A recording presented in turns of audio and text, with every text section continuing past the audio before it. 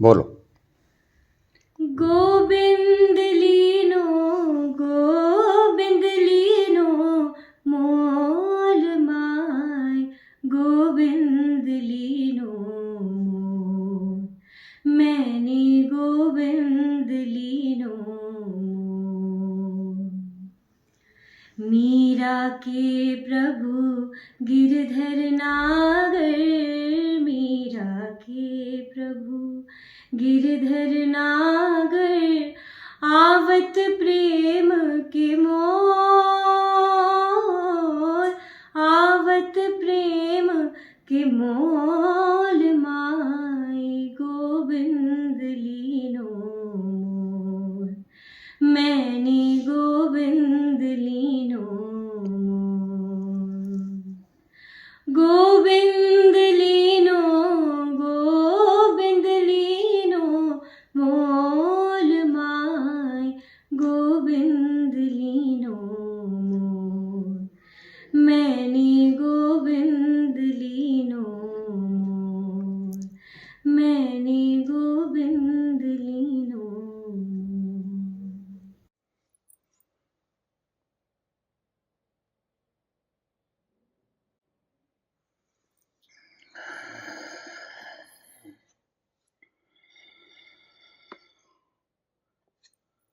बहुत से सवाल भूत प्रेत, देवी देवता, पितर, कुल देवता, कुल देवी, इनके बारे में आए हुए हैं। ज्यादातर प्रश्न भूत प्रेत के बारे में है। अभी नीदरलैंड से मीरा लिखते हैं कि रात में कोई 1:30-2 बजे के करीब कोई आत्मा आकर उनके पास सो गई। कुछ टच करने का प्रयास किया,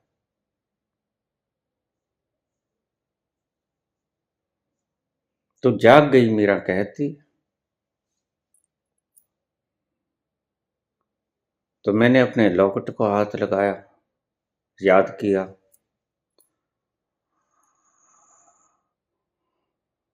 और वह आत्मा भाग गई।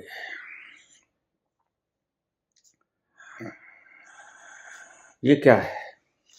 ऐसे बहुत से प्रश्न, सैकड़ों की तादाद में ऐसे प्रश्न। आइए हम वेद से चलते हैं।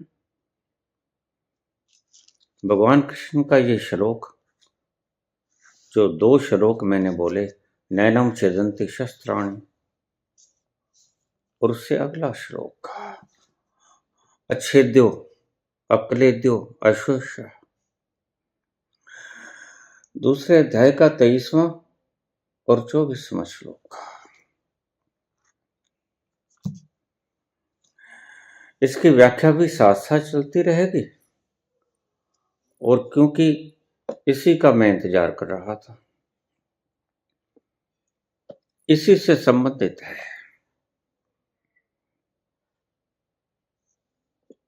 पूरी मानव जाति का प्रश्न है, आप इसको ध्यान से सुनिएगा।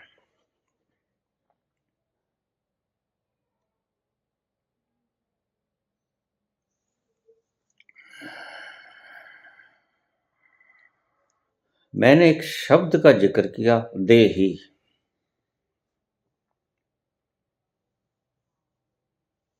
सूक्ष्म शरीर को देही कहते हैं। मैंने ये भी कहा कि सारी यात्रा देही की यात्रा है। देही एक इल्यूजन है, देही एक भ्रम है, बिल्कुल बहुरूपिया है। अनुभव करने में लगता है जैसे मैं देही हूं, यहीं से गड़बड़ शुरू हो जाती है। ये होते क्या हैं देही? ये विद्युतीय शरीर होते हैं जिनमें स्मृतियां पिछले जन्म की, वासनाएं, विकार, कल्पनाएं, अंकाक्षय, अपूर्ण वासनाएं, योजनाएं और आपकी सभी दबी हुई मानसिक वासनाएं, इच्छाएं, ये सब इसमें संग्रहित रहती हैं। इसको देही कहते हैं। इसी की यात्रा है। कैसे बना देही, ये भी मैंने बता दिया। एक जर्रे से शुरू हुआ, जड़ का मैं, जड़ का होना जब मैं में रूपांतरित हो गया, वो बढ़ता ही गया। इधर कॉन्शियसनेस लेवल बढ़ता गया, उधर कॉन्शियसनेस लेवल बढ़ते के साथ साथ देही भी बढ़ता गया। मानस का जामा मिल गया। यहां तक की यात्रा मैंने बता दी थी आपको। देही एक विद्युतीय शरीर है, सूक्ष्म शरीर है। इन आंखों से ये देखा नहीं जाता, चर्म चक्षुओं से। इसको देखने के लिए छठी इंद्रिय की आवश्यकता होती है और इससे संभाषण करने के लिए भी छठी इंद्रिय की आवश्यकता होती है।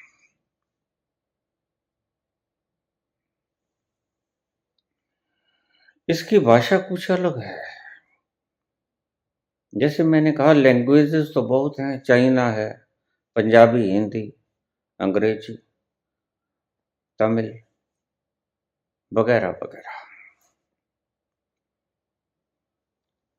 लेकिन कुछ ऐसी भाषाएं हैं जो कॉमन है मानव जाति की ही नहीं, सभी ग्रहों के। किसी और लोक में चले जाओगे, वहां भी लोग प्रसन्न होते हैं तो हंसते हैं और दुखी होते हैं तो रोते हैं, भावनाग्रस्त होते हैं तो पिघलते हैं, रोते हैं, परम प्रसन्नता होती है तो उछलते हैं, कूदते हैं। ये कॉमन सिग्निफिकेंस है।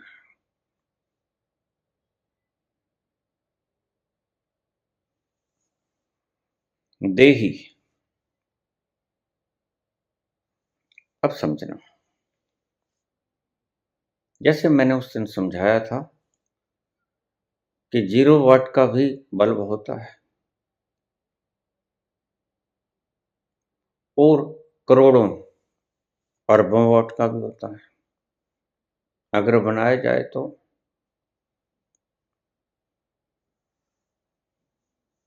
ऐसी देही छोटी वाट के भी होते हैं और बड़ी जबरदस्त वाट के भी होते हैं। मैंने ये भी कहा था कि ये आपको नुकसान नहीं पहुंचाता है। इसको थोड़ा सा हम समझ लें, ये समझने जैसी बात है। आप बाजार में जा रहे हो, सड़क पर एक दिशा में आप जा रहे हो, दूसरी दिशा में कोई अन्य व्यक्ति आ रहा है। वह मुद्दतों से नहाया नहीं है या उसके कोई रोग है। रोग जैसे कोढ़, घाव है, रिश्ता है, और उस रिश्ते हुए घाव से बदबू निकलती है, मवाद से।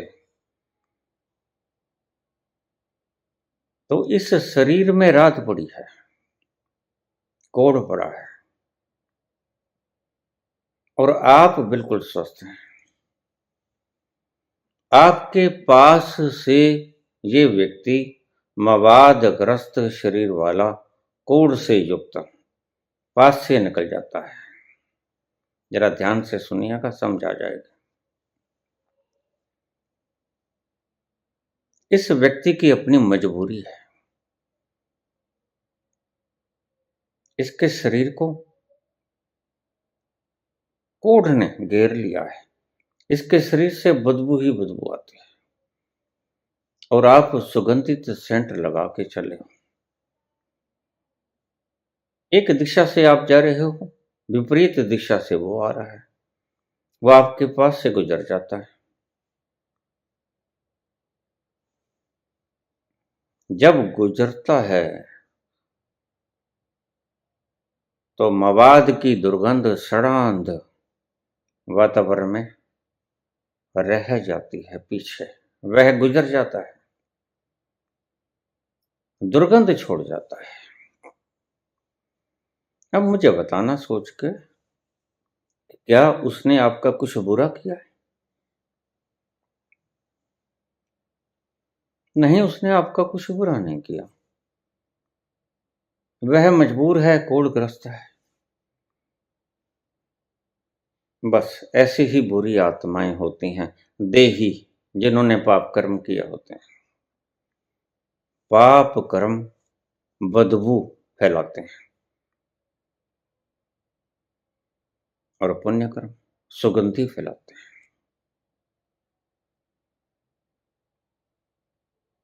ध्यान से समझते जाना। एक शब्द, आपने पुण्य कर्म किए हैं, आपके भीतर से सुगंधि आ रही,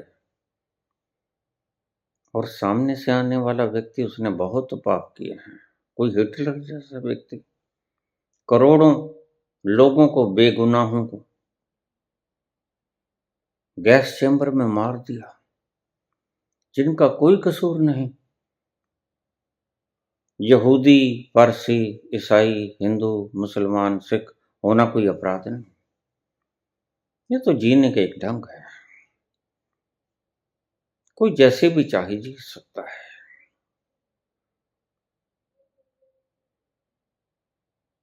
तो वह व्यक्ति बदबू छोड़ देता है और दूर तलक पीछे से आता है वो बदबू फैलाता हुआ। जहां से गुजरेगा दुर्गंध फैला के जाएगा और बड़ी दूर तलक आपको दुर्गंध आती रहती है। आप नाक भी बंद कर लेते हो। क्या हुआ? क्या उसने आपको कोई नुकसान पहुंचाया? क्या उसका नजरिया आपको नुकसान पहुंचाने का था? क्या उसकी मंशा थी कि वो आपको तंग करे, इरिटेट करे? नहीं,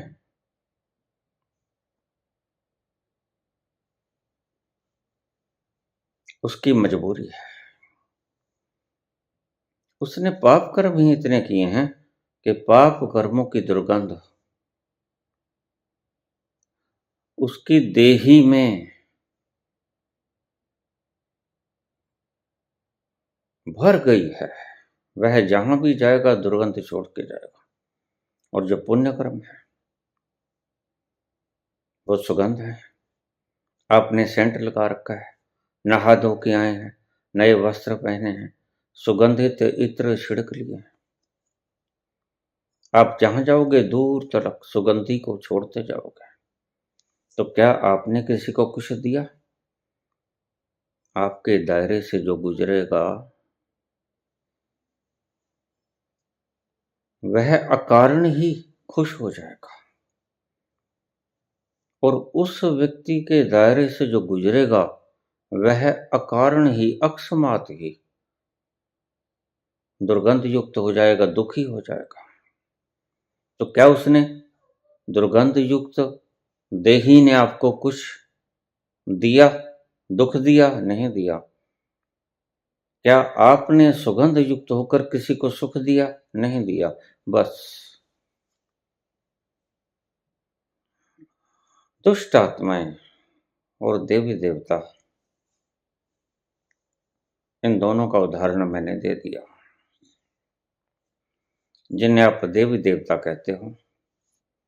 देवता का अर्थ ही ये है, जो कुछ देता है, आपसे मांगता है। ध्यान से समझना, देवता जो देता है, दाता दे लेंदा थक पा, जुगा जुगंतर खाई खा। देवता का अर्थ है जो आपको कुछ देता है, और दुष्ट का अर्थ है जो आपका कुछ बुरा अनिष्ट करता है। अब देवता पास से गुजर जाए, आपका रोआ रोआ सुगंधमान हो जाएगा। मवाद युक्त कोढ़ युक्त व्यक्ति पास से गुजर जाए तो आप नाक मुंह सुकोड़ लोगे। क्या उसने जानबूझ के ये किया? नहीं, देवता ने भी जानबूझ के नहीं किया, और दुष्ट ने भी जानबूझ के नहीं किया। उनकी मजबूरियां हैं। देवता के पास सुगंध सुगंध है, पुण्य कर्म है। दुष्ट के पास पाप ही पाप है, दुर्गंध ही दुर्गंध है। मैंने कहा ये आपका कुछ बिगाड़ते नहीं, इनकी मंशा नहीं होती, लेकिन पास से गुजर जाने पे आपने अकस्मात कभी देखा होगा, आप बैठे हो, एक सुगंधी का झोंका आता है, आप आसपास देखते हो, कोई नहीं होता, और कभी कभी आप बैठे होते हो, आपको दुर्गंध का झोंका आता है, बड़ी खतरनाक दुर्गंध का। प्रत्येक व्यक्ति ने ऐसा महसूस किया होगा।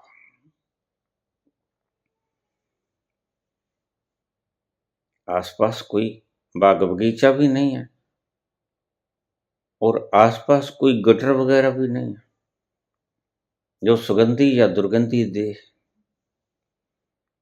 लेकिन यह आई कहां से? आखिर तो आई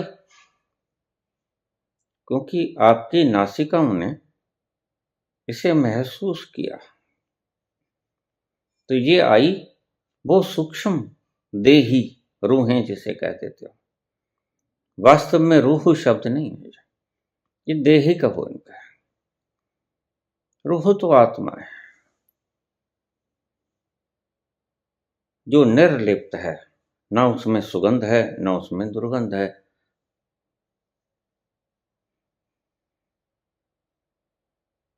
वह सबसे पार है, अलेपा, सर्वव्यापी, सदा अलेपा, तो है संग समाय। ये ऐसा उसका स्वरूप है। तो जिन्हें देवता कहते हो आप, तो सेंट हल्का भी लगा हो सकता है, सेंट बहुत भारी भी लगा हो सकता है। हमारे शहर में एक व्यक्ति को शौक शौक था सेंट लगाने का, नस्वार का काम करता था। जब वो पास से गुजर जाता तो करीब 2-3 मिनट तक सुगंध फैली रहती, इत्र लगा के चलता। नस्वार का काम करता था, नस्वार में इत्र पड़ता है, वो इत्र उसे मालूम था ये ज्यादा बढ़िया है, ज्यादा देर तक काम करेगा, वो सुगंध लगा के चलता। जब पास से गुजर जाता तो सभी लोग उस सुगंध को देखते और काफी देर तक वो बनी रहती। बस देवता ऐसे ही होते हैं। और दुर्गंध अगर बहुत देर तक आपको इरिटेट करती रहे तो समझो कोई बहुत दुष्ट देही आपके पास से गुजर गया। वो देखा नहीं जा सकता इस नग्न आंखों से, और छठी इंद्रिय आपके पास है नहीं।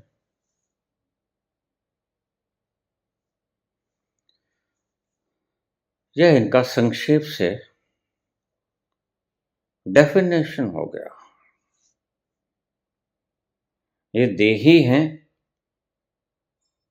जिन्होंने पाप किए हैं, और देही हैं जिन्होंने पुण्य किए हैं। आप भी देही हो, जो आपके भीतर है। और ये जो सूक्ष्म रूहें मुझे सुन रही हैं, ये भी देही हैं। ध्यान रखना, देही, दुर्गंध और सुगंध, क्योंकि कर्मों का जमावड़ा सूक्ष्म शरीर में होता है, इसलिए सुगंध और दुर्गंध भी सूक्ष्म शरीर में होती है।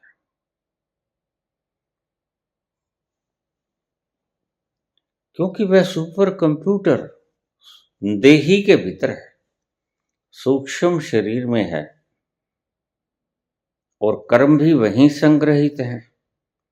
तो सुगंध तुम्हारे इस शरीर से नहीं आएगी। इस शरीर से जो आएगी वो शरीर के कारण आएगी। दुर्गंध जो आएगी वो भी शरीर के कारण आएगी। इसकी अलग सुगंध और दुर्गंध है, लेकिन उस देही की कर्मों के कारण सुगंध और दुर्गंध है। ये तो तुम नहा लोगे, ठीक हो जाएगा। संदल सोप से नहा लोगे, चंदन से नहा लोगे, सुगंध बिखर जाएगी। लेकिन देही को बड़ा आंतरिक स्नान करना पड़ता है इस दुर्गंध को मिटाने के लिए।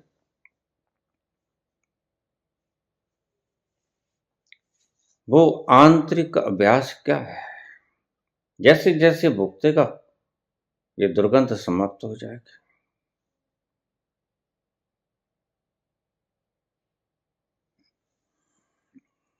अब ये रूहें, एक और थोड़ा सा नियम समझ लेना, जो 50% तक की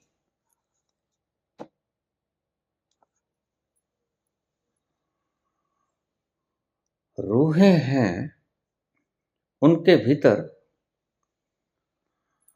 जो जागृति 50% तक हो गई है, 50 या आसपास, देखो मेजरमेंट बता रहा हूं, यह फिगर नहीं है मेजरमेंट की एक्चुअल, थोड़ा इधर उधर हो सकता है, आपको समझाने के लहजे से बता रहा हूं। इनको मूर्छित आत्माएं कहते हैं। मूर्छित देही, ये जब मरती हैं तो आमतौर से इसी तरह के लोग होते हैं संसार में। करीब 90 से 95 या कई बार 99% तक ऐसे ही लोग होते हैं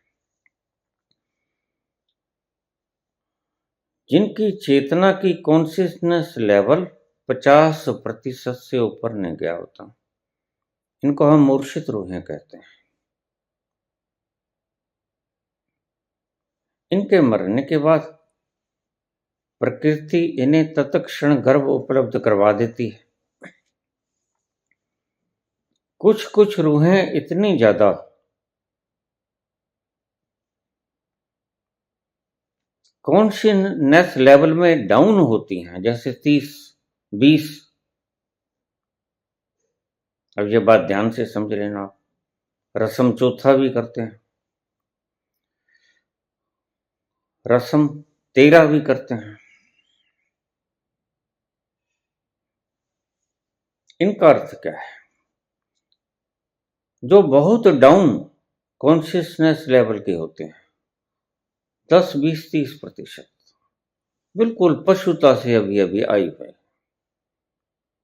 बस किसी तरह से मानव शरीर उन्हें मिल गया। कॉन्शियसनेस लेवल बहुत डाउन है, अति मूर्छित रूहें हैं, शरीर के लिए तरसती हैं। शरीर छूटते ही उन्हें घर चाहिए, वो ओपन आसमान में नहीं रह सकती।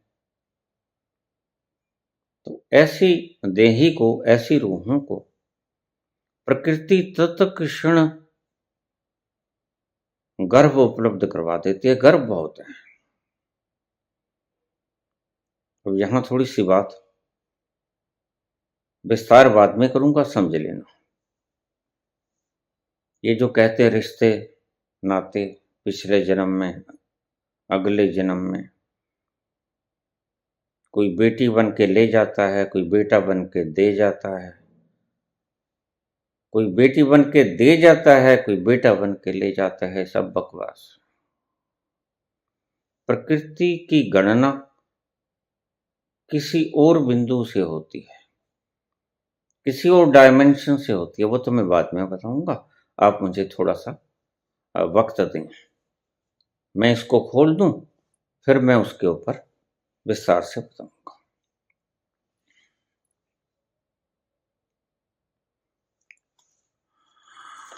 जो बहुत कम लेवल की उन्नत आत्माएं हैं, कॉन्शियसनेस लेवल बहुत कम है उनका,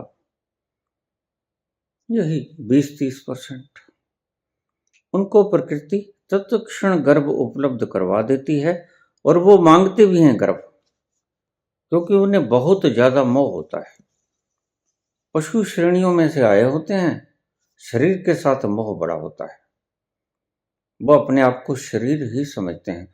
तुम भी वैसे तो अपने आप को अभी शरीर ही समझते हो, लेकिन मानव के जामे में समझा जा सकता है कि मैं शरीर नहीं। पशु के जामे में समझा नहीं जा सकता, बस यही मानव की विलक्षणता है। पशुता इतनी सोई हुई है कि पशुता की कॉन्शियसनेस लेवल नहीं उठाई जा सकती, लेकिन मनुष्य अपनी कॉन्शियसनेस लेवल को उठा सकता है, जान सकता है हु एम आई। पशु नहीं जान सकता।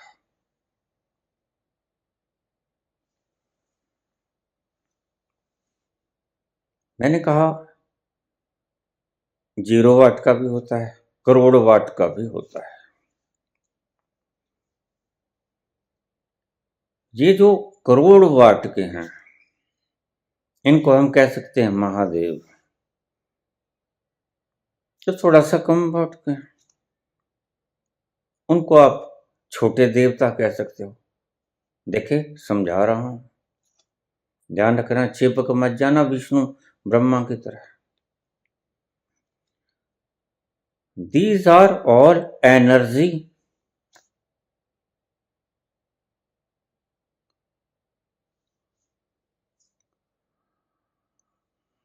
कोई 0 लेवल की है, कोई करोड़ लेवल की है, और इनका पूजन किया जाए, यह मूर्ता है। जैसे आपके घर में बिजली होती है, वह एनर्जी होती है, विद्युत।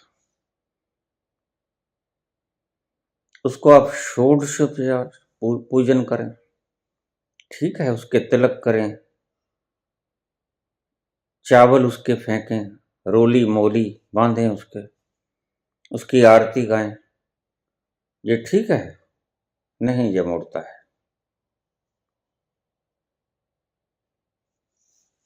फिर जाओ, आप उसको गालियां निकालें, आप उससे डरें, ये ठीक है? नहीं, ये भी ठीक नहीं। तब देवताओं को आवाहन करते हो, और भूत प्रेतों से, राक्षसों से डरते हो।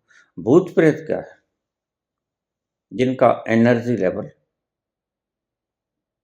चाहे 50 तक है, समझना बात को, लेकिन उनके भीतर की किरणें, अब जो दूसरा मैटर आ गया, थोड़ा सा गहरा समझना पड़ेगा यहां।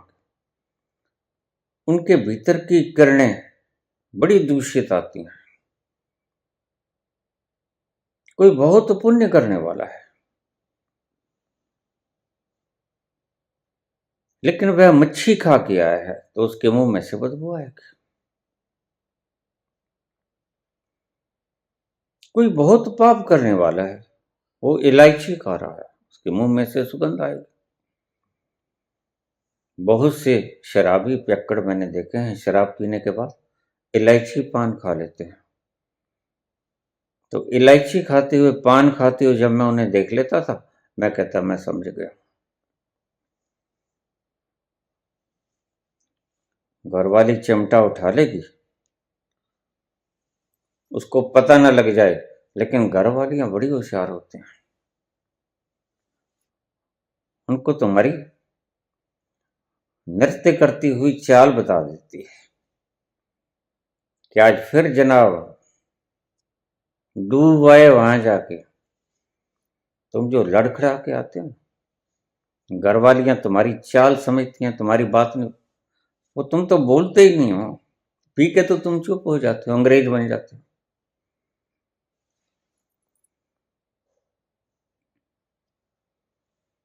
भीतर की तरंगें, जिसने लासानी और आसानी तरंगें कहा गया है, ये भी हो सकता है कि थोड़ा सा बुरा कर्म करने वाले ने कोई पाप भी किया होगा और पुण्य भी किया होगा, और अच्छे कर्म करने वाले ने भी पाप भी किया होगा, पुण्य भी किया होगा। लेकिन लो लेवल की आत्माएं अगर पुण्य करती करती मर गईं, तो उनके भीतर से बिल्कुल आखिरी जो कर्म थे उनकी सुगंधी आएगी थोड़ी थोड़ी। जो पुण्य आत्माएं पाप करती करती मर गईं, उनके भीतर से दुर्गंधी आएगी थोड़ी थोड़ी। अब इन बातों को आप थोड़ा सा, क्योंकि बातें अस्तित्व की हैं, समझा रहा हूं आपको शब्दों से, बुद्धि से। समझ आएगा नहीं, लेकिन इशारा जरूर हो जाएगा।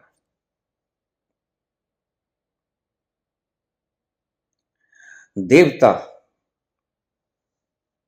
करोड़ वाट की बिजली है, उसकी पूजा नहीं करनी होती, रुद्राभिषेक नहीं करना होता बिजली का।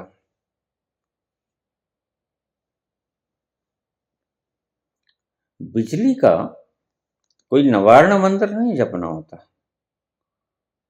ये सब तुम्हारी बकवासें हैं।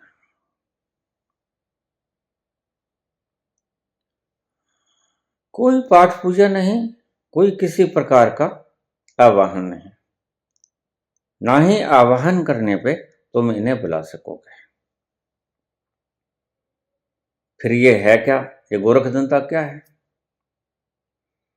इसे समझो थोड़ा सा। जैसे आपके घर में बिजली है, पंखे का बटन है, एसी का बटन है, रिमोट है, हीटर का बटन है, गीजर का है, पानी के मोटर का है, रूम हीटर का है, बल्ब का है, ट्यूब का है, सबके अलग अलग बटन हैं।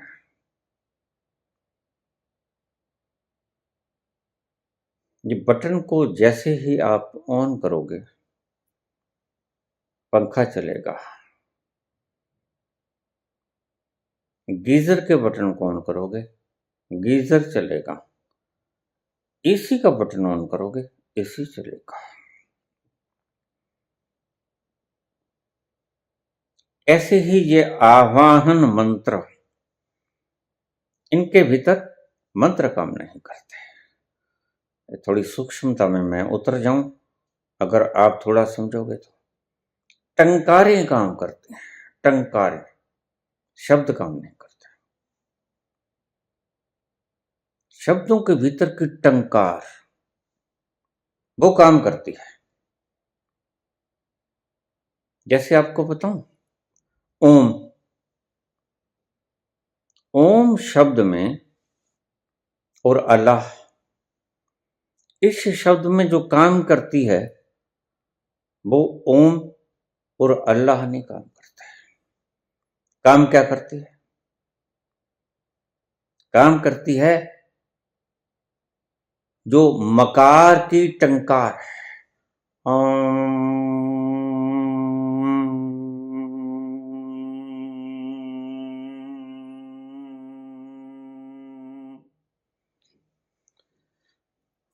अगर आप ब्लैक होल में जाओगे, सूर्य में जाओगे, शुक्र में जाओगे, या अस्तित्व में जाओगे, या अपने ही भीतर जाओगे, क्योंकि यथा पिंड है तथा ब्रह्मांड है। आपको बिल्कुल इसी तरह की मिलती जुलती, कहता हूं, सेम आवाज तो निकल ही नहीं सकती, आवाज सुनाई पड़ेगी। वो टंकार परमात्मा तक तुम पहुंच गए हो, या उसको आवाहन करने का एक जरिया है। बटन को ऑन कर देना बहुत बारीक बात है, समझा पाऊं तो मैं भी धनभागी हूं और आप भी धनभागी हैं। ये टंकारें काम करेंगे। अल्लाह के भीतर क्या है, जो मैं कहता हूं क्रिया योग के वक्त जब आप श्वास छोड़ते हो, अगर उसमें आपने ह शब्द का इस्तेमाल ना किया, ये जो है जब आप है कहोगे हु, इस्लाम धर्म में हु ध्वनि का प्रयोग किया गया, ये टंकार, तो ये कुंडलनी के ऊपर चोट पहुंचाएगा। आप जरा करके देखना, जब आप श्वास लेके छोड़ोगे ना, यक यक लक से छोड़ दोगे तो हु की आवाज आएगी, आगे ना। ये हु की जो आवाज है, ये पकड़ ली इस्लाम ने। जो मकार की आवाज है, ओम, ये पकड़ ली सनातन में। लेकिन दोनों ही आवाजें आवाहन हैं, ये दोनों ही आवाजें गूंजती हैं भीतर। हु की भी गूंजती है और अंकार की भी गूंजती है। ये मिक्सेशन है एक। जब आप जाओगे वहां इनका मिक्स रूप मिलेगा तुम्हें। अब बोल के तो वो आता नहीं, लेकिन आपको समझा रहा हूं।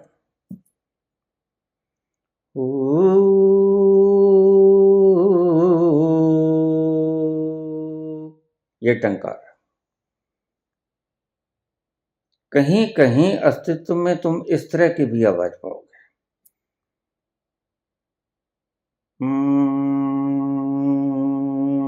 ये शंख की आवाज है ना, शंख में इस तरह की आवाज निकलती है, इसलिए शंख को बजाया गया सनातन में। क्या था ये टंकार, उससे मिलता था जिसे बुल्ले शाह कहते हैं, जा ठाकर दे डेरे बढ़िया जिथे बजदे नाद हजार।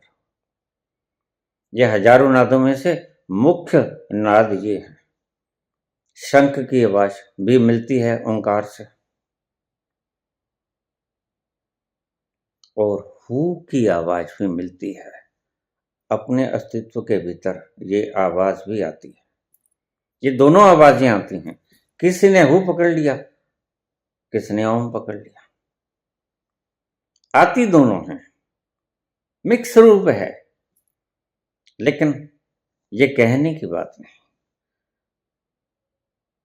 ये अनुभव करने की, वहां जाना होता है। वहां जाने से ही आप आनंद उठा सकते हो। जब आप वहां जाओगे तो ये एक लक्षण बताया था संत पुरुषों ने। वो संत चाहे इस्लाम के रहे हों, सूफी रहे हों, या वो सनातन के रहे हों, संत संत होता है, उनकी कोई जात नहीं होती। जात न पूछे साध की, पूछ लीजिए ज्ञान। मोल करो तलवार का, पड़ी रहने दो म्यान।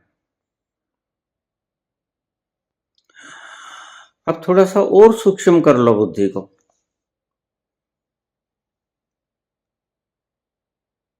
देवताओं को जब आवाहन करते हो, जैसे एसी का बटन ऑन किया तो भरी गर्मी के अंदर आग बरस रही है बाहर, आपको शीतलता प्रदान करेगा।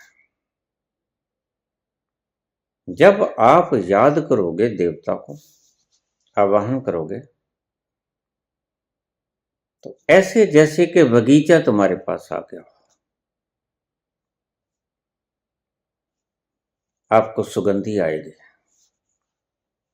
देवताओं में आसानी तरंगें होती हैं, और आपके हिसाब से मैं समझाऊं तो ये पॉजिटिविटी का भंडार होते हैं देवता।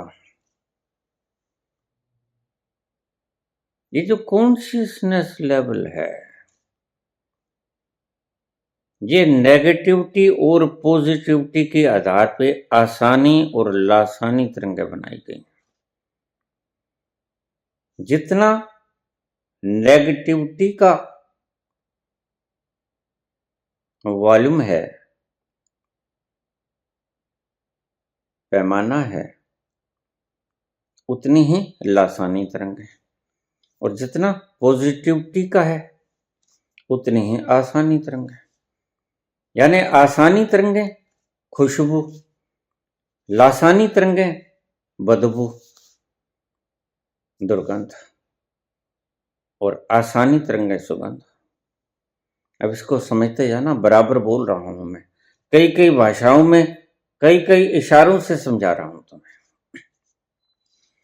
देवताओं को आप आवाहन करोगे, याद करोगे, ये हैं। पहली बात तो मैं तुम्हें बता दूं, ये हैं, लेकिन ये इस तरह नहीं है जैसे आप मानते हो। देवी को चुन्नी चढ़ाओ, पत्थर की मूर्ति को ठंड लगती है। देवी को साड़ी दिया, ये सिर्फ तुम्हारी रिश्वत देने और लेने की जो भीतर की तमन्नाएं हैं, जो संस्कार हैं, वो यहां भी काम कर जाते हैं। देवताओं को भी आप रिश्वत दे दो, सारी उम्र रिश्वत लेते रहे हो तो लाला वाले पीर को भी दो, चिरागों वालों को भी दे दो, खेतरपाल को भी दे दो। ये रिश्वत देने के ढंग है। बकरा चढ़ा दो, शादी हुई तो बकरा दे दो, बकरे ने क्या बिगाड़ा, भी शादी तुम्हारी हुई, बेटा तुम्हारे हुआ, बकरे ने क्या बिगाड़ा, उसको क्यों मार रहे हो। लेकिन मनुष्यता के पागलपन की हद कहां होगी पता नहीं। ये सब पागलपन की हदें हैं तुम्हारी। अब तुम्हें खुशी हुई है, अब बताने वाले ही ऐसे हैं। तभी तो मैं कहता हूं इनको लाला वाले पाला वाले, इनको सबको फेंक दो, ये चिराग वगैरह तोड़ दो। जिंदगी के आईने को तोड़ दो, जिंदगी के आईने को तोड़ दो, इसमें अब कुछ भी नजर आता नहीं, कोई सागर दिल को बहलाता नहीं, वे खुदी में भी करार आता नहीं, कोई सागर दिल को बहलाता नहीं। क्या बिगाड़ा, शादी तुम्हारे बेटे की हुई, बलि देते हो तुम बकरे की। यही सनातन धर्म में है। देना होता है सिर, दे देते हैं नारियल। सर जैसा ही होता है वैसी ही उसके मुंज होती है, वैसी आंखें होती हैं, नाक भी बीच में दिखता है, तो ये लो मेरा सिर ले लो, सिर नहीं देता। लेकिन कबीर कहते हैं अगर उस आनंद को पाना, जे तो प्रेम मिलन की चाह, अगर चाव है ना तुम्हें उस आनंद में डूबने का, उस मौज मस्ती में कलोल करने का, शीश तली धर घर मेरे आओ, तो सिर को काट के तली पे रख लो और फिर मेरा घर तुम्हारे लिए हाजिर है। मानवता इतनी मूढ़ताओं में खो गई है कि उसने सारे कर्मकांड सत्यों को कर्मकांडों में बदल दिया है। था कुछ, बना दिया कुछ।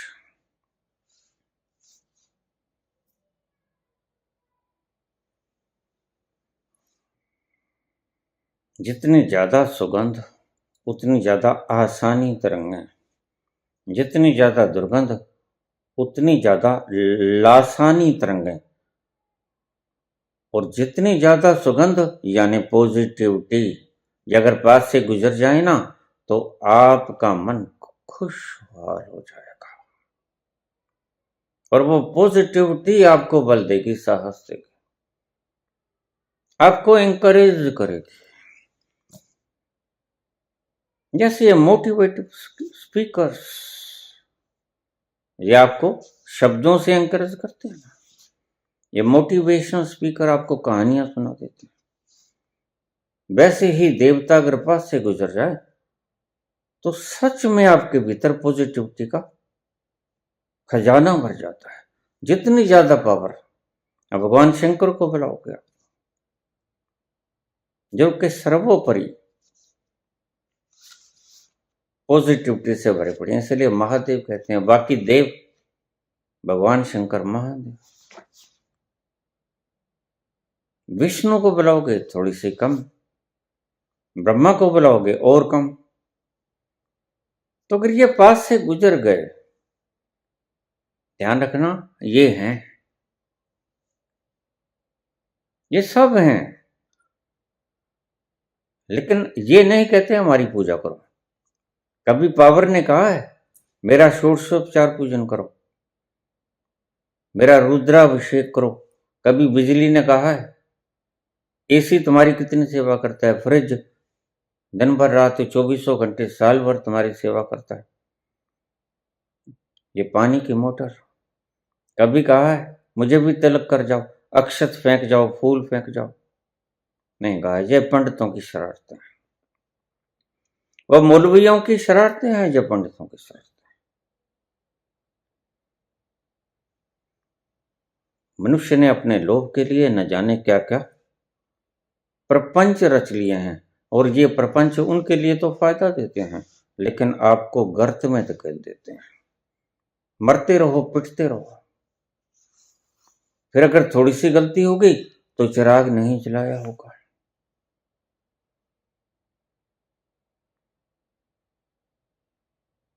कुछ बुरा हो गया, बुरा अच्छा, जिंदगी का खेल है भाई। इसमें लाला वाला मलेरकोटला वाला कहां से घुस गया? तुम्हारे अपनी जिंदगी के कर्म काम नहीं करते क्या? मैं अक्सर मजाक कर लिया करता था दोस्तों से। मैं कहता बहुत गर्मी पड़ रही है ना, लाइट नहीं है, तो करूं लाला वालों को फोन? अब बिजली घर में फोन लगाता, भाई लाइट छोड़ दो। करूं चिरागों वालों को फोन? लाख जोर लगा ले तुम्हारा चिरागों वाला, और ये लाला वाला और मलेरकोटला वाला पंखा नहीं चलेगा। ये हमारा लाला वाला तो वो है जो पावर हाउस में बैठा है, और बटन को ऑन करेगा तो चलेगा, फिर तुम्हारा एसी चलेगा, फिर फ्रिज चलेगा।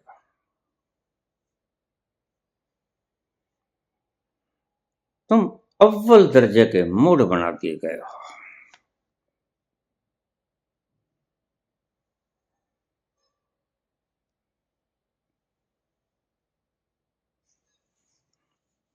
वक्त जैसे जैसे बीतता जाता है तुम्हारी मूर्छा गहरी होती जाती है, तुम्हारी मान्यताएं गहरी होती जाती हैं।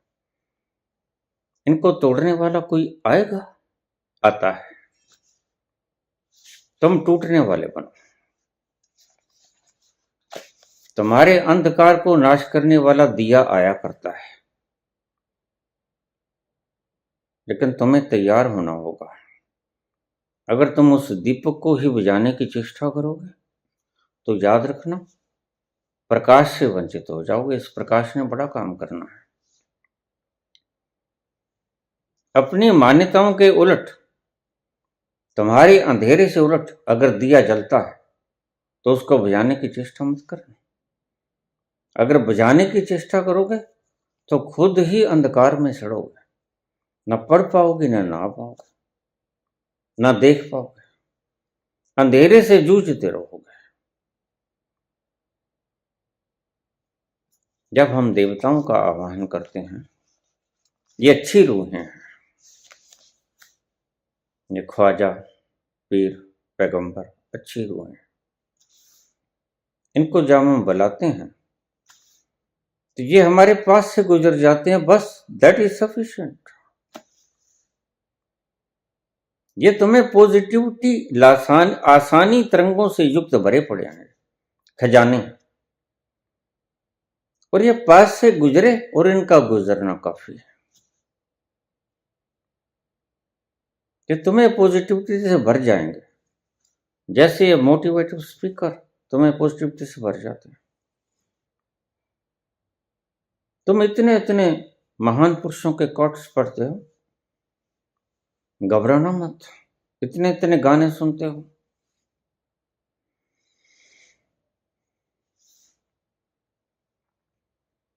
रात जितनी भी संगीन होगी, सुबह उतनी ही रंगीन होगी। रात जितनी भी संगीन होगी, सुबह उतनी ही रंगीन होगी।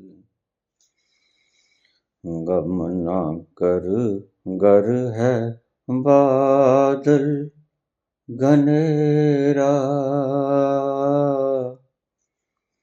किसके रोके रुका है सवेरा, रात भर का है मेहमां अंधेरा। ये मोटिवेशनल स्पीकर तुम्हें समझाते हैं, घबराओ मत, गिर गए हो कोई बात नहीं, उठने की क्षमता है, उठ जाओ, लड़ो।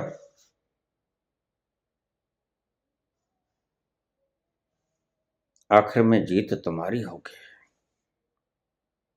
तो विपत्ति काल में इन पॉजिटिव रूहों को आवाहन करो, ये पास से गुजर जाना ही इनका काफी है।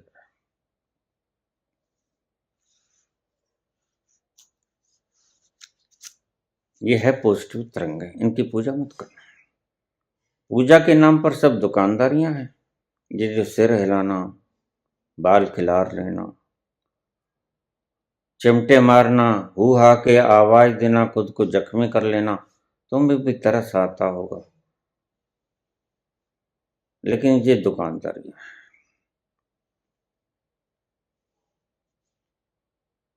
कई पहलवान भी अपने मुकद्दर छाती पे, पीठ पे जानबूझ के मरवाते हैं। क्यों?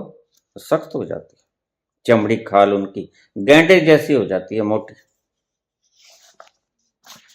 यह अभ्यास है अपने आप को दुखी करना, मैसोचिस्ट।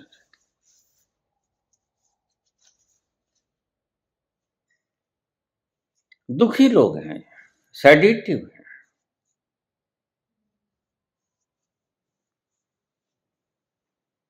तो ये देवता और राक्षस, दुष्ट, इनकी व्याख्या मैंने की।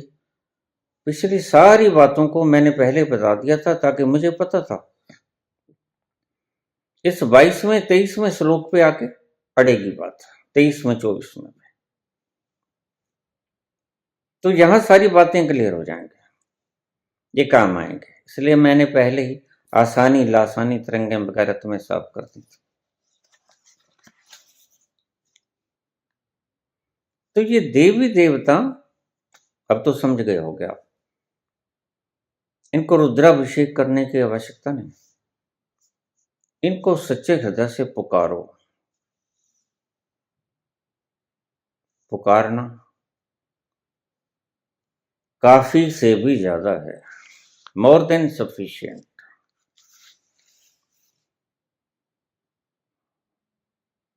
और तुम रुद्राभिषेक तो 1000 साल तक बैठे रहो, ये नहीं आएगा। तो मैं कहता हूं रात को मत जागना, इनके अर्थ कुछ और थे। भगवान कृष्ण का ये शब्द लेके लोग रात भर जागते हैं। मेरा योगी जागता है जब तुम्हारा संसार सोता है, तो जागो फिर योगी बन जाओ। तो देवताओं की आसानी तरंगें और दुष्ट आत्माओं की लासानी तरंगें तुम्हें स्ट्राइक करती हैं। These are waves. ये तरंगें आपको जब स्ट्राइक करती हैं तो आपको एक झटका सा लगता है, हल्का सा। मेरा तुम्हें लगा होगा उस वक्त लासानी तरंगें आपके पास से गुजरी होगी और तुम्हें स्ट्राइक जैसा महसूस हुआ होगा। तुम्हें ऐसा लगा होगा कि जैसे किसी ने मुझे छुआ और तुमने बाबा का नाम लिया, मुझे पुकारा और ये चली गई। मुझे पुकारने से नहीं गई है,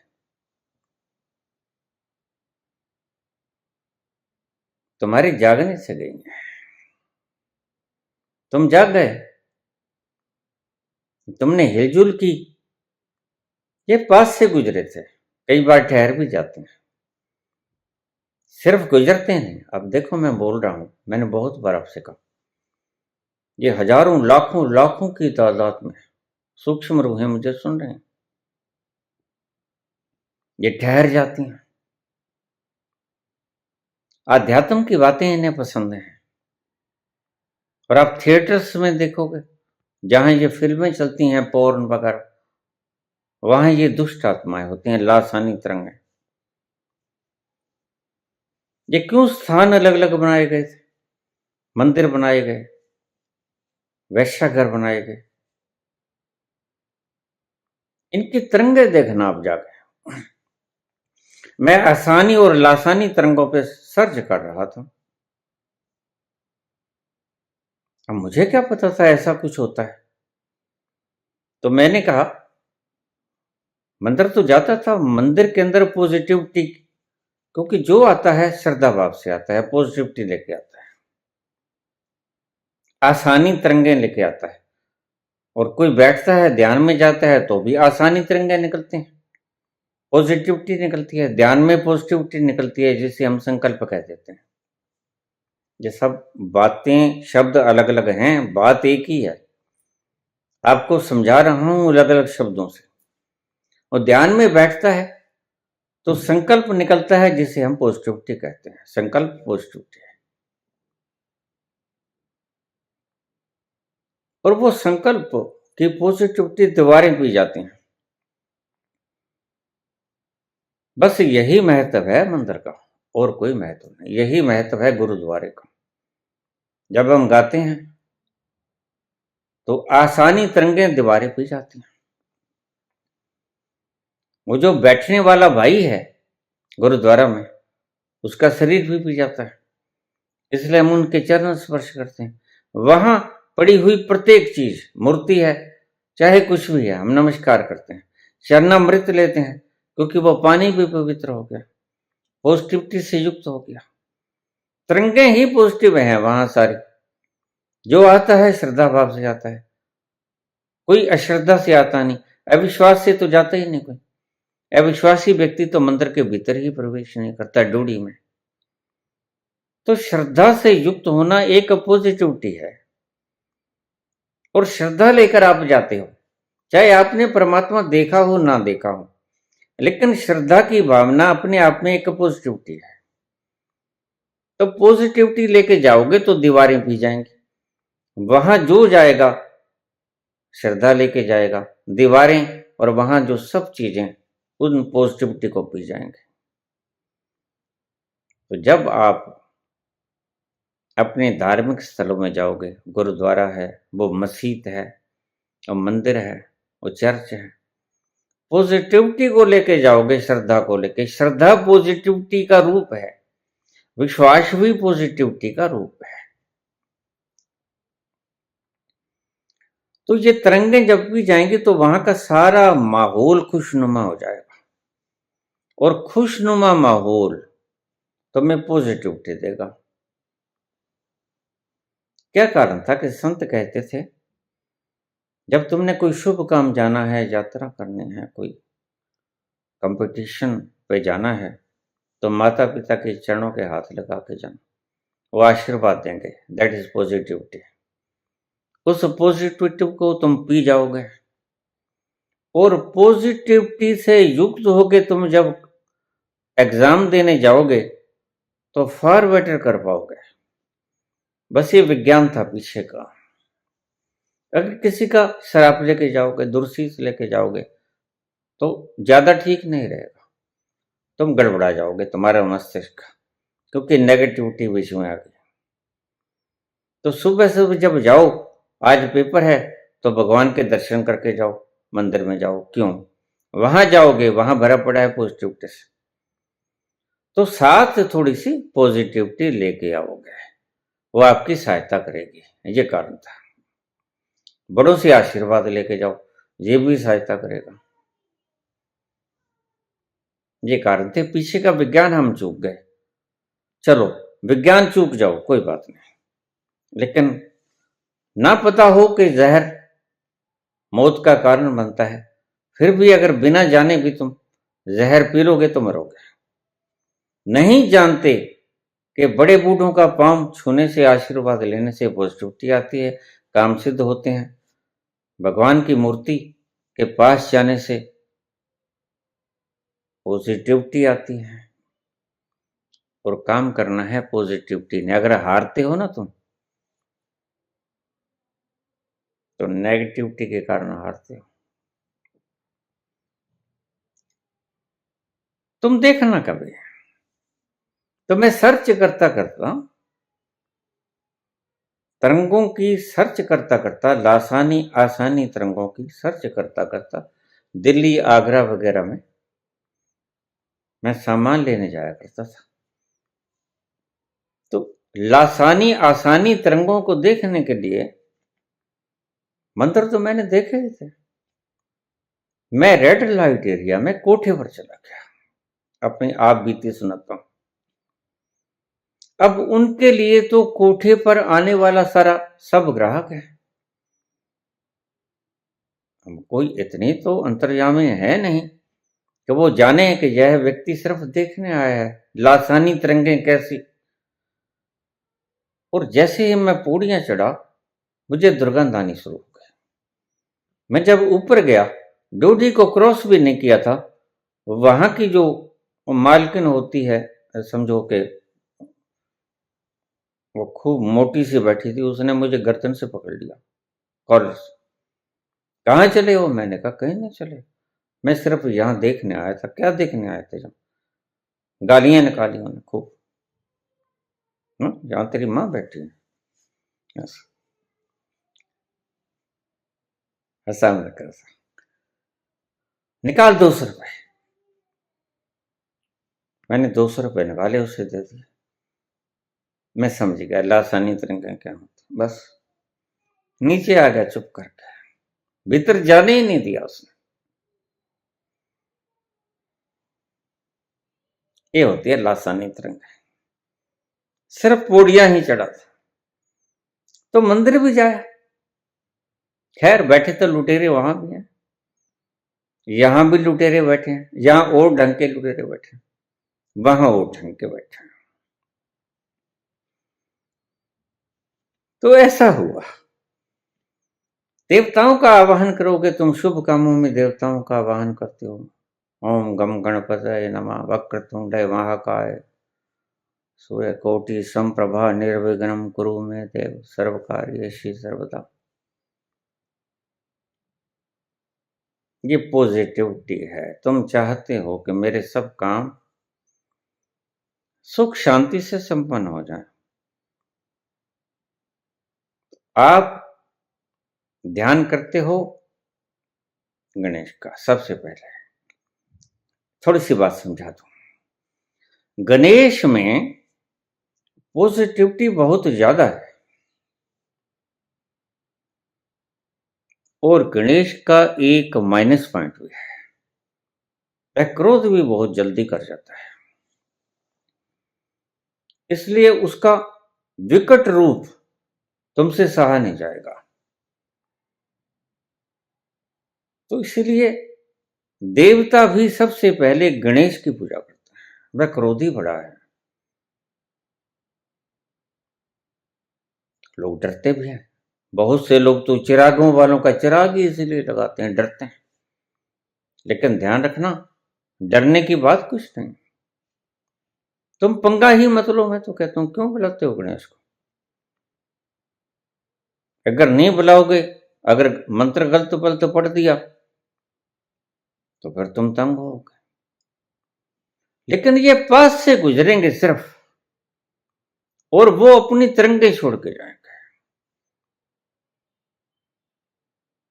अगर इनके भीतर से आपके प्रति सहानुभूति आ रही है, प्यार आ रहा है, तो आप भर जाओगे पॉजिटिविटी से। अगर इनके भीतर आपके प्रति नफरत आ रही है, तो आप भर जाओगे नेगेटिविटी से। नफरत फैलाएंगी ये बुरी रूहें, जो पापों के कारण दुर्गंध फैलाती हैं। इनका कसूर नहीं, इन्होंने जिंदगी में पाप किए, शरीर छूट गए, अब अशरीरी आत्माएं हैं, देही हैं, जहां से गुजरेंगी बदबू आती है, और लासानी तरंगे आपको भी घेर लेंगी। ये इनका सारा रूप है, ये विद्युत का प्रवाह है। जब आप इनको बुलाते हो, बुलाने के विशेष मंत्र हैं। ये मंत्र नहीं, मंत्र का मतलब फार्मूला होता है। मंत्र ये नहीं होता वक्रतुंडे महाकाय, नहीं, ये कोई मंत्र नहीं है, इनके विशेष मंत्र हैं। इनके टंकार मंत्र होते हैं, वो टंकार ही आप चूक जाते हो। खैर, ये बड़ा विस्तृत विषय है, इसके बारे में फिर कभी अलग से बोलूं तो बोलूं, लेकिन जीवन बड़ा छोटा है, किस किस पे बोलूंगा, किस किस को छोड़ूंगा। आज ये बड़ा हजारों व्यक्तियों का प्रश्न आ गया था, इसलिए मुझे खोलना पड़ा इसे, कि आज तो खोलना ही पड़ेगा। मेरे ख्याल में अब तक मैंने जो बात आपको समझाई, अब आपकी समझ में आ गई होगी। इनकी ना तो पूजा करनी है, ना इनकी आरती उतारनी है, कुछ नहीं करना। ये विद्युत का प्रवाह है, इनका उपयोग करना है। ये सही शब्द मैंने प्रयोग कर दिया। ना इनकी उपासना करनी है, ना इनको आपने गालियां निकालनी है। ना उपासना काम करेगी, ना गालियां काम करेंगी, इनके ऊपर कोई फर्क नहीं। बिजली को आप गालियां निकालते रहो, लेकिन बिजली कब आपको फायदा देगी? जब आप उसका प्रयोग करोगे, उपयोग करोगे। एसी में आपको ठंडक देगी, हीटर में आपको गर्मी देगी, लेकिन अगर हाथ लगाओगे तो शॉट मारेगी, मर जाओगे तुम। तो कुछ ऐसे भी तरीके हैं, मैं मंत्र जपने वालों को, टंकार वालों को खास तौर से बता दूं कि अगर वो टंकार गलत हो गई तो आपने बिजली की नंगी तार को हाथ लगा दिया। You will die certainly. तुम्हारे भीतर डाई का मतलब लासानी तरंगों से भर जाओगे, और लासानी तरंगों से भरे जाने, नेगेटिविटी से भरा व्यक्ति मरे से भी ज्यादा दुखी हो जाता है। मर के तो शांति मिल जाती है। तो अगर नंगी तार को हाथ लगाया, वही बिजली जो आपके 1000 काम आएगी। नगन तार को हाथ लगाया तो आपको शॉर्ट भी देगी। तो ये टंकारों का उपयोग ऐसे ही मत करना। टंकारों को बड़ा ढंग से बोला जाता है, और ये टंकारे ही काम करते हैं, शब्द नहीं काम करते हैं। जैसे मैंने कहा अल्लाहू,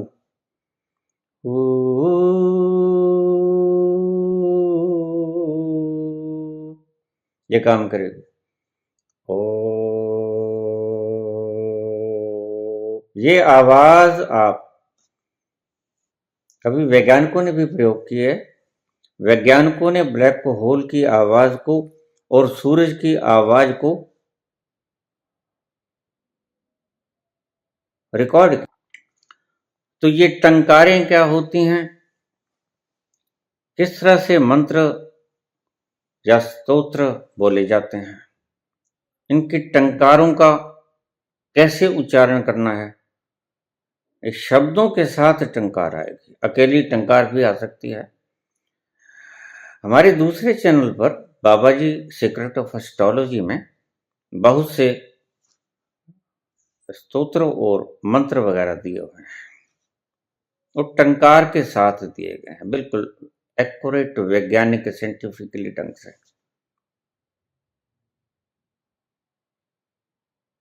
वे आपको पॉजिटिविटी देंगे।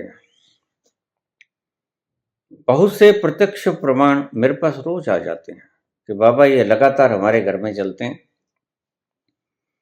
जिस भी तरह की मुसीबत है, कोई दरिद्रता है तो हम कनकधारा सूत्र लगा लेते हैं, कोई साहस की कमी है, दुष्ट तंग कर रहे हैं दुश्मन, तो बगलामुखी लगा लेते हैं। घर में सुख शांति चाहिए, मस्तिष्क खराब हो रहे हैं, लड़ाई झगड़े हो रहे हैं, तो गायत्री लगा लेते हैं। आपदाएं आ रही हैं, विपत्तियां आ रही हैं, तो गायत्री लगा लेते हैं। गायत्री महामंत्र है। गायत्री मंत्र जब मैं दीक्षा देता हूं तो मंत्र साथ में देता हूं। आजकल वो लिखा हुआ होता है, उसमें वो शब्द ऐड कर दिया गया है जो 24वां अक्षर विश्वामित्र जी ने निकाला था। दीक्षा के साथ वो गायत्री मंत्र भी मैं देता हूं और कहता हूं विपत्ति काल में पढ़ना, इसको रोज नहीं पढ़ना। खैर, कई व्यक्ति भूल जाते हैं या नहीं पता होता, तो अगर वो गायत्री मंत्र, जो दीक्षित हैं, सिर्फ दीक्षित हैं, वो गायत्री मंत्र मेरे से ले सकते हैं यहाँ आकर आश्रम में से।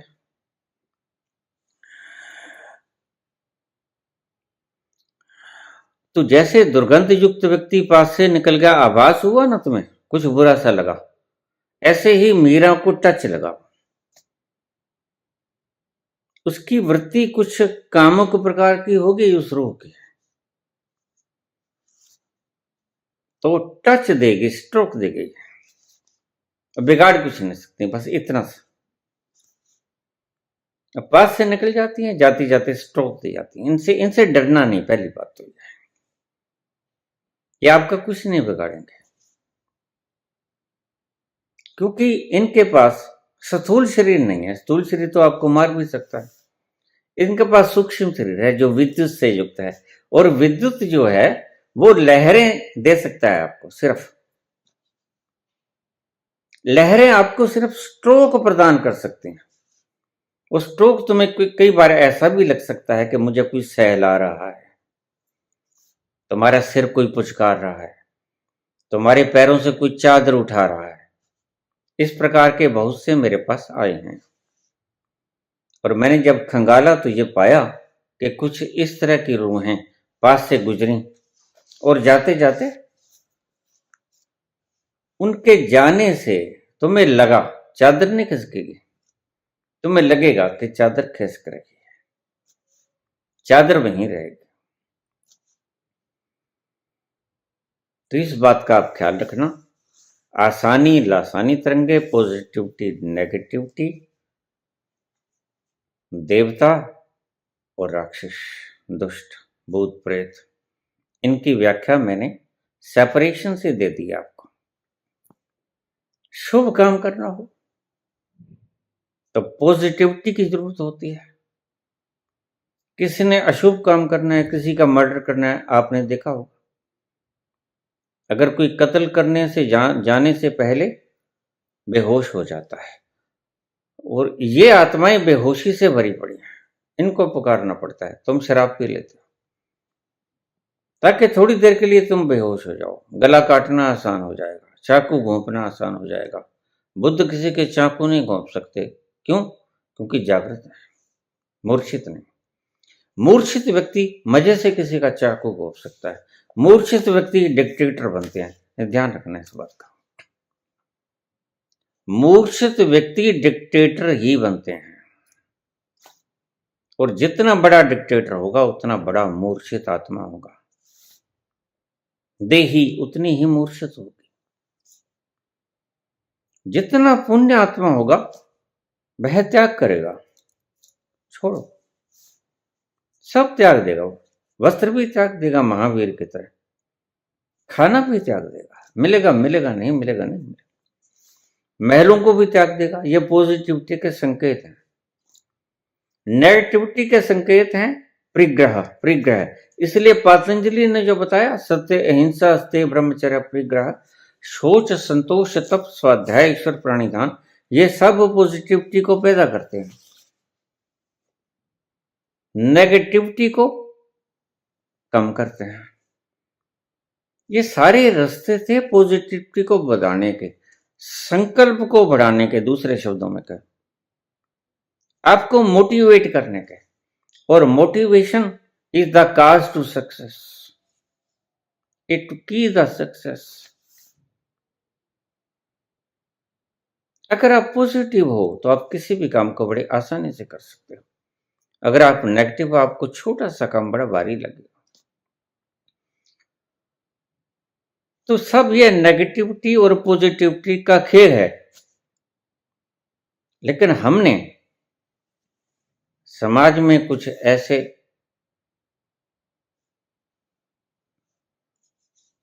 हत्यारे पैदा कर दिए, हत्यारे ही कहूंगा, जो खून चूसते हैं, जो गुमराह करते हैं, परमात्मा तक जाने का रास्ता राधे राधे करते हो। अब क्या कहूं मैं इनसे? परम मौन है, परम चुप्पी है, और आनंद है, और आनंद परम चुप्पी में ही मिलता है। बुद्ध की मूर्ति को देखोगे, बोलती हुई दिखेगी तुम्हें, बिल्कुल परम मौन और चेहरा शांत, और ये कहेंगे राधे राधे करते रहो, हलचल मचाते रहो हमेशा। इनके भीतर खुद हलचल होती है, तो दूसरों को भी हलचल करने पे विवश करेंगे। नाक कट गई है इनकी, तो अकेले नहीं रह सकते, तो अपने साथ नक कटियों की जमात जमा कर लेंगे।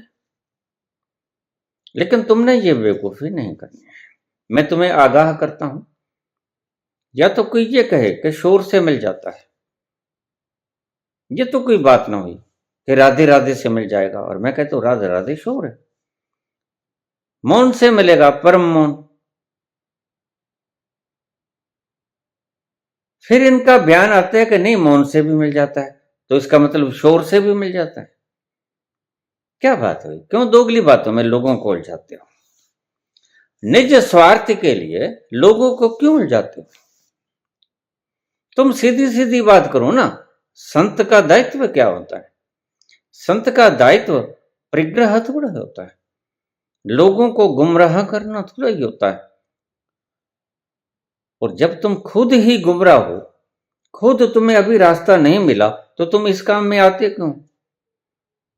मास्टर हमेशा वो ही होना चाहिए अध्यात्म का, जिसने खुद सारे तल खंगाल लिए हो अपनी नगन आंखों से। कोई कबीर मूर्ख थोड़े थे जो कहते कि तुम कहते कागज की लेखी और मैं कहता आकन देखी। वो कोई मूर्ख थोड़े थे।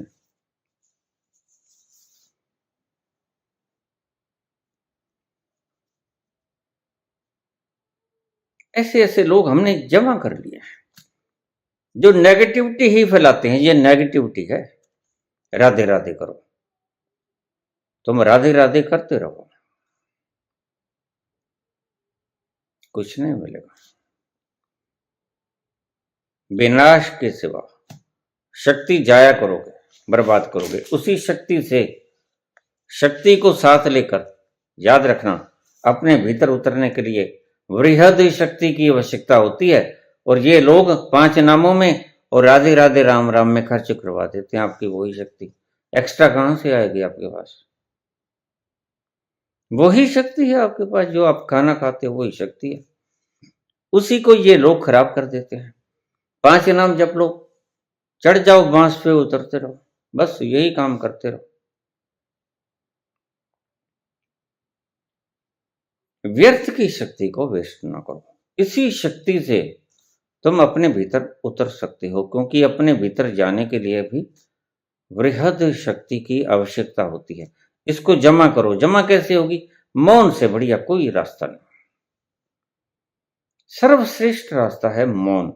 मौन हो जाओ। अब फिर वक्त बहुत हो गया है, करीब 1 घंटा 20 मिनट हो गए। आप ज्यादा सुन नहीं पाओगे, बहुत कुछ रह गया है। अब ये भी रह गया है, लेने देने का चक्कर। ये बेटा बनकर बेटी बनकर ले दे जाएगा, पति बनकर पत्नी बनकर, ये सब कुछ रहेगा। ये अगले प्रवचन में बोलूंगा, साफ करूंगा। आज तक के लिए बस इतना ही। श्री कृष्ण गोविंद हरे मुरारी। हे नाथ नारायण वासुदेवा। श्री कृष्ण गोविंद हरे मुरारी। हे नाथ नारायण वासुदेवा। पितमात स्वामी सखा हमारे। पितमात स्वामी सखा हमारे। हे नाथ नारायण वासुदेवा। श्री कृष्ण गोविंद हरे मुरारी। हे नाथ नारायण वासुदेवा। पितमात स्वामी सखा हमारे। पितमात स्वामी सखा हमारे। सखा हमारे। सखा हमारे। हे नाथ नारायण वासुदेवा। श्री कृष्ण गोविंद हरे मुरारी। हे नाथ नारायण वासुदेवा।